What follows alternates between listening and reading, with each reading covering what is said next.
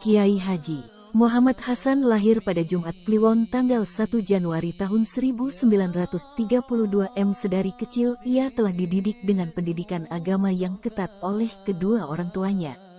Beliau menikahi seorang wanita dan dikaruniai 7 putra-putri yakni Siti Camdah, Kiai Haji Muhammad Hamzah Hasan, Kiai Haji Hayatul Maki, Siti Inayah, Gus Hakim An-Naisaburi, Mustangin, Alam, dan Zulaiha. Tepat, tidak berapa lama pulang dari Makkah, beliau jatuh sakit. Kiai Haji Muhammad Hasan wafat pada Selasa Legi tanggal 25 Desember tahun 2007, 15 Zulhijjah 1428 H, pada usia 75 tahun dan dimakamkan di dalam kompleks pesantren Tanbigul Gofilin, Mantrianom, Kecamatan Bawang, Banjarnegara, Jawa Tengah. Menginjak dewasa beliau kemudian menuntut ilmu ke pesantren di Tuban, yakni Pondok Pesantren Rodatut Talibin, Tanggir. Singgahan, setelah berguru kepada Kiai Haji Muslih atau Kiai Haji Soim. Lepas dari Tuban ia kemudian mondok ke Mahat Al-Ihsan Jampes Kediri Jawa Timur yang diasuh Kiai Haji Ihsan bin Dahlan Al-Jampesi.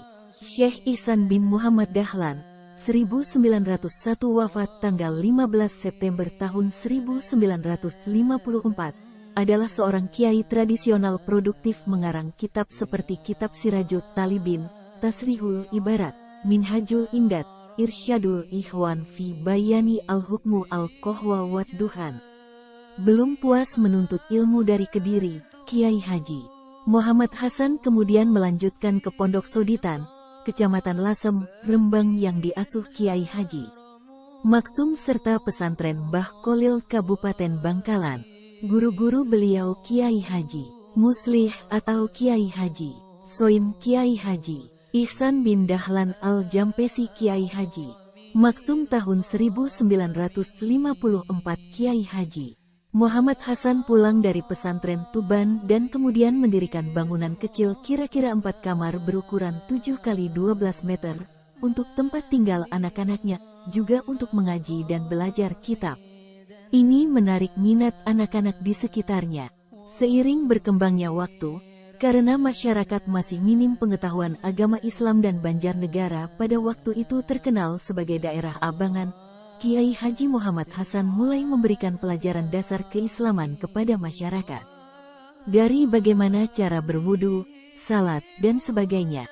Di pondok ini juga dilakukan pengobatan gangguan jiwa, karena banyak masyarakat yang mengalami gangguan jiwa. Salah satu putra Kiai Haji Muhammad Hasan yakni Kiai Haji Hamzah Hasan menceritakan, kebetulan sejak dari pesantren bapaknya mempunyai kemampuan untuk menyembuhkan penyakit gila dan melalui pengobatan itu banyak yang sembuh. Setelah sembuh, pasien ingin berbakti kepada Allah SWT. Mereka telah diingatkan, karena sebelumnya lupa. Lalu muncullah kalimat Tanbigul Gofilin yang artinya mengingatkan orang-orang yang lupa. Kemudian kedua kata ini dijadikan sebagai nama pesantren, ujar Kiai Haji Hamzah Hasan, pengasuh pesantren sekarang.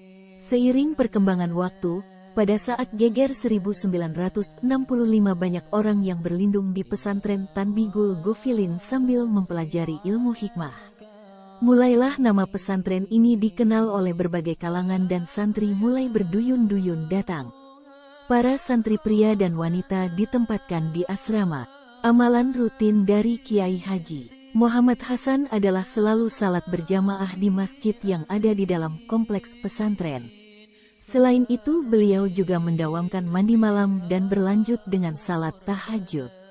Anak-anak beliau Kiai Haji Hamzah Hasan, Kiai Haji Hayatul Maki, Siti Inayah, Gus Hakim An-Naisaburi, murid-murid beliau adalah para santri di pesantren Tanbigul Gofilin. Karir beliau menjadi pengasuh pesantren Tanbigul Gofilin. Karya beliau Kiai Haji Muhammad Hasan ternyata mengarang sebuah kitab kumpulan doa untuk penyembuhan dan menolong orang lain.